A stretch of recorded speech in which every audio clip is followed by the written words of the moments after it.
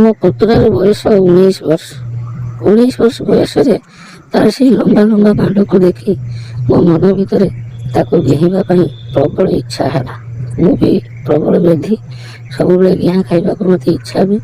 ତେଣୁ ତାର ଯେତେବେଳେ ସେଇ ଲମ୍ବା ବାଣ୍ଡଟିକୁ ମୁଁ ଦେଖିଦେଲି, ମୁଁ ଆଉ ନିଜକୁ ସମ୍ଭାଳି ନ ପାରି କିପରି ତାକୁ ପଟାଇ ତା ପାଖରୁ ଘିଆଁ ଖାଇଦେଲି, ସେ ବିଷୟରେ ମୁଁ ଆଜି ଭିଡ଼ିଓରେ ଆପଣମାନଙ୍କୁ ସବିଶେଷ କହୁଛି। ଆପଣମାନେ ଭିଡ଼ିଓକୁ ଶେଷ ପର୍ଯ୍ୟନ୍ତ ଦେଖନ୍ତୁ। ନମସ୍କାର, ମୋ ନାମ ପ୍ରୀତି। ଆପଣମାନେ ଦେଖୁଛନ୍ତି ଆପଣଙ୍କର ପ୍ରିୟ ଚ୍ୟାନେଲ ପ୍ରିୟା ଟ୍ୟୁବ୍ ଚ୍ୟାନେଲ। ଏହି ଚ୍ୟାନେଲରେ ହଟ୍ ଘିଆଁ ଭିଡ଼ିଓ ସବୁ ପାଇବେ। ଯଦି ଚ୍ୟାନେଲକୁ ଆଜି ପର୍ଯ୍ୟନ୍ତ ସବସ୍କ୍ରାଇବ୍ କରିନଥିବେ ତେବେ ଦୟାକରି ଚ୍ୟାନେଲକୁ ସବସ୍କ୍ରାଇବ୍ କରିବେ ଏବଂ ପାଖରେ ଥିବା ବେଲ୍ ଆଇକନ୍କୁ ନିଶ୍ଚିତ ଭାବରେ ଚିପିବେ, ଯାହାଫଳରେ ଆମ ଚ୍ୟାନେଲରେ ଛଡ଼ାଯାଉଥିବା ଭିଡ଼ିଓର ନୋଟିଫିକେସନ୍ ସର୍ବପ୍ରଥମେ ଆପଣଙ୍କ ପାଖକୁ ଯିବ। ମୋର ଜଣେ ପୁତୁରା ଥିଲା, ତାର ବୟସ ପାଖାପାଖି 18 କି 19 ହେବ। ସେ ଆଉ ପାଠ ପଢ଼ିବାକୁ ଯାଏ ନାହିଁ, ସବୁବେଳେ ଘରେ ରହେ ଏବଂ ଢଙ୍ଗ ଢଙ୍ଗ ହୋଇ ବୁଲେ। ମୋ ସ୍ୱାମୀ ବି ବାହାରେ ରୁହନ୍ତି, ସେ ସବୁ ସମୟରେ ଘରକୁ ଆସିପାରନ୍ତି ନାହିଁ।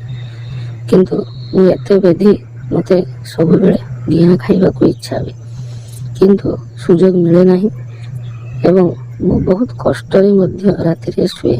କେତେବେଳେ ବିଆରେ ହାତ ବୁଲାଏ, କେତେବେଳେ ଦୁଧକୁ ଚିପେ। ଏମିତି କରି କରି ମୁଁ କେବଳ ନିଜକୁ ଟିକେ ସାନ୍ତ୍ୱନା ଦିଏ, କିନ୍ତୁ ସେମିତି ମୁଁ ଶାନ୍ତି ପାଇପାରେ ନାହିଁ। ତେଣୁ ଏମିତି ଆଉ କେତେ ଦିନ କଷ୍ଟ ସହିବେ? ଏମିତି ଚିନ୍ତା କରୁ କରୁ ହଠାତ୍ ଦିନେ ମୁଁ ସେଇ ପୁତୁରା କଥା ମନକୁ ଆସିଲା ଯେ ଯଦି ମୁଁ ପୁତୁରାକୁ ପଟାଇ ଘିଆଁ ଖାଆନ୍ତି ତାହେଲେ ମୋ ଦେହ ଟିକେ ଶାନ୍ତି ପାଇଯାଆନ୍ତା। ଏହି ପ୍ରକାର ମନୋଭାବନା ନେଇ ମୁଁ ଆଗକୁ ଆଗେଇଲି ଯେ କେମିତି ପୁତୁରାକୁ ପଟାଇବି। ଥରେ କ'ଣ ହେଇଛି, ଆମ ବାଡ଼ିରେ ଗୋଟେ କାମ ଥିଲା। ଘରେ ତ କେହି ନାହାନ୍ତି, ତେଣୁ ଏକା କିପରି ବାଡ଼ିକି ଯିବି, ଏଇ କଥା ଚିନ୍ତା କରି ମୋ ପୁତୁରାକୁ ଡାକିଲି। ମୁଁ ତାକୁ କହିଲି, ମୋତେ ତୁ ଆମ ବାଡ଼ିକୁ ଟିକେ ନେଇଯା, ଆମେ ସେଠାରେ ଘଣ୍ଟେ ପରେ ପୁଣି ଫେରି ଆସିବା। ତାର ମଧ୍ୟ ସେମିତି କିଛି କାମ ନଥିଲା, ତେଣୁ ସେ ରାଜି ହେଇଗଲା। ତେଣୁ ମୋତେ ତା ସାଇକେଲରେ ବସାଇ ସେ ମୋତେ ବାଡ଼ିକୁ ନେଇଗଲା। ପ୍ରକୃତରେ ସତ କହିବାକୁ ଗଲେ ବାଡ଼ିରେ ସେମିତି କିଛି କାମ ନଥିଲା। ମୁଁ କେବଳ ତାକୁ ପଟାଇ ତା ପାଖରୁ ଘିଆଁ ଖାଇବି, ଏହି ଉଦ୍ଦେଶ୍ୟରେ ମୁଁ ତାକୁ ବାଡ଼ିକି ନେଇଯାଇଥିଲି। ତେଣୁ ପାଖାପାଖି ଆମ ଘର ପାଖରୁ ବାଡ଼ିକୁ ଦୂରତା 15 ମିନିଟ୍ର ହେବ। ଆମେ 15 ମିନିଟ୍ ପରେ ବାଡ଼ିରେ ଯାଇ ପହଞ୍ଚିଗଲୁ ଏବଂ ମୁଁ ଖାଲିଟାରେ ଏପଟେ ସେପଟେ ବୁଲାବୁଲି କଲି। ଆମର ସେଠାରେ ଗୋଟେ ଛୋଟ ରୁମ୍ଟେ ଅଛି। ମୁଁ ତାକୁ କ'ଣ କହିଲି ନା, ସେଇ ଛୋଟ ରୁମ୍ଟାରେ ତୁ ବସ୍, ମୁଁ ଟିକେ ବାଡ଼ିରୁ କାମଟିକୁ ସାରିଦେଇ ଆସି, ତାପରେ ଆମେ ଘରକୁ ଚାଲିଯିବା। ସେ ବି କହିଲା ଠିକ୍ ଅଛି, ତୁମେ କାମ କର, ଆଉ ମୁଁ ଏଠାରେ ବସିଛି। ତାପରେ ସେ କ'ଣ କରୁଥିଲା ନା, ତା ମୋବାଇଲ ଧରି ସେଠାରେ ବସିଲା। ମୁଁ ଚାଲିଗଲି ବାଡ଼ିକୁ। ବେଶୀ ସମୟ ନୁହେଁ, 15ରୁ 20 ମିନିଟ୍ ମୁଁ ବାଡ଼ି ଭିତରେ ବୁଲାବୁଲି କରି ଯେତେବେଳେ ସେଇ ଛୋଟ ରୁମ୍ ଭିତରକୁ ପଶି ଆସିଛି, ଦେଖିଲା ବେଳକୁ ଟୋକା କ'ଣ କରିଛି ନା, ମୋବାଇଲରେ ବସି ବିପି ଦେଖୁଛି ଏବଂ ସେ ବିପି ଦେଖି ଏତେ ଉତ୍ତେଜିତ ହେଇଯାଇଛି ଯେ ତାର ବାଣ୍ଡଟି ପୁରା ଟିଙ୍ଗେଇ ଉଠିଛି। ତେଣୁ ମୁଁ ଯେତେବେଳେ ଘର ଭିତରକୁ ପଶି ଆସିଲି, ସେ ଇତସ୍ତତ ହେଇ ପଡ଼ିଲା। ଚଟକିନା ତାର ମୋବାଇଲଟିକୁ ବନ୍ଦ କରିବାକୁ ଯାଉଥିଲା। ସେହି ସମୟରେ ମୁଁ କ'ଣ କଲି ନା, ତା ମୋବାଇଲଟିକୁ ଧରି ନେଲି। ଦେଖିଦେଲି ଯେ ମୋବାଇଲରେ ବିପି ଚାଲୁଛି। ମୁଁ କହିଲି, ଆରେ ତୁ କ'ଣ ଏଇସବୁ ଦେଖୁଥିଲୁ? ସେ କହିଲା, ନାହିଁ, ମୁଁ ଏମିତି କେହି ନଥିଲେ, ତେଣୁ ବସି ବସି ବୋର୍ ହେଉଥିଲି ତ ଟିକେ ଦେଖିଦେଲି। ମୁଁ ତାକୁ କହିଲି, ଏଗୁଡ଼ିକ ଭଲ କଥା ନୁହେଁ, ତୁ କାହିଁକି ଏସବୁ ଦେଖୁଥିଲୁ? ତୋତେ କ'ଣ ଏଇସବୁ କରିବାକୁ ଭଲ ଲାଗେ? ସେ କହିଲା, ନାହିଁ, ମୁଁ ଏମିତି ଗୋଟେ ଦେଖୁଥିଲି। ମୁଁ କ'ଣ କଲି ନା, ତା ବାଣ୍ଡ ଉପରେ ହାତଟିକୁ ବୁଲେଇ ଆଣିଲି। ପୁରା ଷ୍ଟ୍ରଙ୍ଗ ବାଣ୍ଡଟେ, ଲମ୍ବା ବାଣ୍ଡଟେ। ସେ ମଧ୍ୟ ପୁରା ଚମକି ପଡ଼ିଲା। ମୁଁ କହିଲି, ଆରେ ମିଛ କାହିଁ କହୁଛୁ? ତୁ ଦେଖ, ତୋ ତୋର ବାନ୍ଧବୀ ପୁରା ଛିଡ଼ା ହେଇଯାଇଛି, ଆଉ ତୁ ବିପି ଦେଖୁଥିଲୁ, ତୋତେ ନିଶ୍ଚିତ ଭାବରେ ଡେଇଁବାକୁ ଇଚ୍ଛା ହେଉଛି। ଏଇ କଥା କହି ମୁଁ ଆସ୍ତେ ଆସ୍ତେ ତା ବେକ ପାଖରେ ହାତ ବୁଲେଇଲି। ପ୍ରଥମରୁ ତ ସେ ହିଟ୍ ହେଇକି ଥିଲା, ତେଣୁ ସେ ବି ମୋତେ ଆଉ କିଛି କହୁନଥିଲା ଏବଂ ଛୋଟ ପିଲା ଭଳିଆ ସେ ଆସି ମଧୁ ଧରି ତା ମୁହଁଟିକୁ ଗେଞ୍ଜି ଦେଲା। ମୁଁ ବୁଝିନେଲି ଯେ ଟୁକାକୁ ଆଉ ବେଶୀ କିଛି କହିବା ପାଇଁ ପଡ଼ିବ ନାହିଁ। ମୁଁ କ'ଣ କଲି ନା ଆସ୍ତେ ଆସ୍ତେ ତା କାଣ୍ଡ ଉପରେ ହାତଟିକୁ ବୁଲେଇଲି। ସେ ଆଉ ସମ୍ଭାଳିବା ଅବସ୍ଥାରେ ନଥିଲା। ସେ କହିଲା, ମୋତେ ଟିକେ ଆଜି ଗେହିବାକୁ ଦିଅ। ସେ କହିବା ସାଙ୍ଗେ ସାଙ୍ଗେ ମୁଁ କ'ଣ କଲି ନା ତାକୁ ମୋ ଛାତି ଉପରକୁ ଟାଣିନେଲି। ସେ ଆଉ ସମୟକୁ ନଷ୍ଟ ନ କରି ମୋର ବ୍ଲାଉଜଟିକୁ ଖୋଲିଦେଲା ଏବଂ ମୋର ବଡ଼ ବଡ଼ ଦୁଇଟି ଦୁଧକୁ ବାହାରକୁ କାଢ଼ି ଆଣି ଚିପୁଡ଼ିବାକୁ ଲାଗିଲା।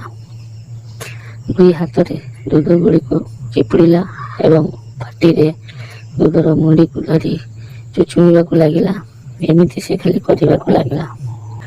କିଛି ସମୟ ଏମିତି କରିସାରିଲା ପରେ ସେ କ'ଣ କଲା ନା ମୋତେ ଖଟ ଉପରେ ଶୁଆଇଦେଲା ଏବଂ ମୋର ଶାଢ଼ୀ ସାୟା ସବୁଗୁଡ଼ିକୁ ଖୋଲିଦେଇ ମୋତେ ପୁରା ଲଙ୍ଗଳା କରିଦେଲା। 2ରୁ 3 ମିନିଟ୍ ପର୍ଯ୍ୟନ୍ତ ସେ ଖାଲି ମୋର ସେଇ ଲଙ୍ଗଳା ଚେହେରାକୁ ଦେଖିଲା, ମୋ ପିଆକୁ ଦେଖିଲା, ମୋ ଦୁଧକୁ ଦେଖିଲା। ମୁଁ ତାକୁ କହିଲି, ଆରେ ସେ ଦେଖା ଦେଖି କ'ଣ ଚଲେଇଛୁ, ଯାହା କରିବା କଥା କର। ସେ ଆଉ ସମୟ ନଷ୍ଟ କଲା ନାହିଁ। ସିଧା ଚଢ଼ିଗଲା ମୋ ଉପରକୁ ଏବଂ ତାର ସେଇ ଲମ୍ବା ବାଣ୍ଡଟିକୁ ଆଣି ମୋ ପିଆ ଭିତରେ ପଶାଇଲା ଏବଂ ଗେହିଲା। କଚ୍ କାଚ୍ ଖପ୍ ଖାପ୍ କରି ଗେହିଁ ଚାଲିଲା। ବହୁତ ସୁନ୍ଦର ଭାବରେ ଗେହୁଁଥାଏ ଏବଂ ଜୋର ଜୋର ଗେହୁଁଥାଏ। ପାଖାପାଖି 15ରୁ 20 ମିନିଟ୍ ପର୍ଯ୍ୟନ୍ତ ସେ ସେମିତି ଖାଲି ଗେହିଲା। ଏମିତି ଗେହୁଁଥିବା ସମୟରେ ମୋତେ ମଧ୍ୟ ବହୁତ ମଜା ଲାଗୁଥିଲା। ତାପରେ ମୁଁ ତାକୁ ତଳେ ଶୁଆଇଦେଲି ଏବଂ ତାର ବାଣ୍ଡଟିକୁ ଆଉ କିଛି ସମୟ ଚାଟିବାକୁ ଲାଗିଲେ। କିଛି ସମୟ ଚାଟି ସାରିଲା ପରେ ସେ କହିଲା, ମୋତେ ଟିକେ ତମ ବିଆକୁ ଦେଖାଅ, ମୁଁ ମଧ୍ୟ ତମ ବିଆକୁ ଟିକେ ଚାଟିବି।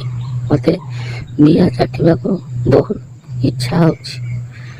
ମୁଁ କହିଲି, ଠିକ୍ ଅଛି। ତାପରେ ମୁଁ ତା ଛାତି ଉପରକୁ ଚଢ଼ିଗଲି ଏବଂ ମୋ ବିଆଟିକୁ ତା ମୁହଁ ପାଖରେ ନେଇ ରଖିଦେଲି। ସେ ବି ମୋ ବିଆକୁ ଚାଟିଲା। ଏମିତି କିଛି ସମୟ ଚାଟାଚୁଟି ପରେ ପୁଣି ସେ କ'ଣ କଲା ନା ମୋତେ ପେଟେଇ ଦେଲା ଏବଂ ପଛପଟରୁ ତାର ବାଣ୍ଡଟିକୁ ମୋ ବିଆ ଭିତରେ ଖପା ଖପ୍ ପଶାଇ କଚ୍ କଚ୍ କଚ୍ କଚ୍ କରି ଖାଲି ଗେହିଲା। ଏମିତି ଗେହୁଁଥିବା ସମୟରେ ତା ବାଣ୍ଡରୁ ସବୁ ରସ ବାହାରିଗଲା। ମୁଁ କହିଲି, ଆରେ କ'ଣ କଲୁ, ମୋ ବିଆ ଭିତରେ ତ ରସ ପୁରେଇ ଦେଲୁ। ତାପରେ ମୁଁ କ'ଣ କଲି ନା ପୁଣି ତା ବାଣ୍ଡକୁ ଚାଟିଲି। 5ରୁ 7 ମିନିଟ୍ ଚାଟି ସାରିଲା ପରେ ପୁଣି ତାର ବାଣ୍ଡ ଟାଣ ହେଇଗଲା। ଏଥର ମୁଁ କହିଲି, ତୁ ତଳେ ଶୋ, ମୁଁ ତ ବାଣ୍ଡ ଉପରେ ଗେହୁଁଛି। ଏଇ କଥା କହି ମୁଁ ତାକୁ ତଳେ ଶୁଆଇଦେଲି ଏବଂ ତାର ବାଣ୍ଡ ଉପରେ ମୋ ବିଆକୁ ପଶାଇଦେଲି। ନିର୍ଦ୍ଧୁମ ଭାବରେ ଗେହିଁ ଚାଲିଲି। ପାଖାପାଖି 10ରୁ 15 ମିନିଟ୍ ଗେହିଁ ସାରିଲା ପରେ ମୋ ବିଆରୁ ସବୁ ରସ ବାହାରିଗଲା। ଆମେ 2 ଜଣ ଶାନ୍ତି ହେଇଗଲୁ। ସେଇଦିନ ପରେ ଆମେ ଏମିତି ସେଇ ଆମ ବାଡ଼ିରେ ବହୁତ ଥର ବିଆ ଗେହିଛୁ। ଏସବୁ ବିଷୟରେ ମୁଁ ଆପଣମାନଙ୍କୁ ପରବର୍ତ୍ତୀ ସମୟରେ ଏହି ଚ୍ୟାନେଲ୍ ମାଧ୍ୟମରେ କହିବି। ଆପଣମାନେ ଯଦି ଚ୍ୟାନେଲକୁ ସବସ୍କ୍ରାଇବ୍ କରିନଥିବେ ତେବେ ଦୟାକରି ଚ୍ୟାନେଲକୁ ସବସ୍କ୍ରାଇବ୍ କରିବେ ଏବଂ ପାଖରେ ଥିବା ବେଲ୍ ଆଇକନ୍କୁ ନିଶ୍ଚିତ ଭାବେ ଚିପିବେ। ରହୁଛି, ପୁନର୍ବାର ଦେଖା ହେବ ଅନ୍ୟ ଏକ ଭିଡ଼ିଓରେ। ନମସ୍କାର।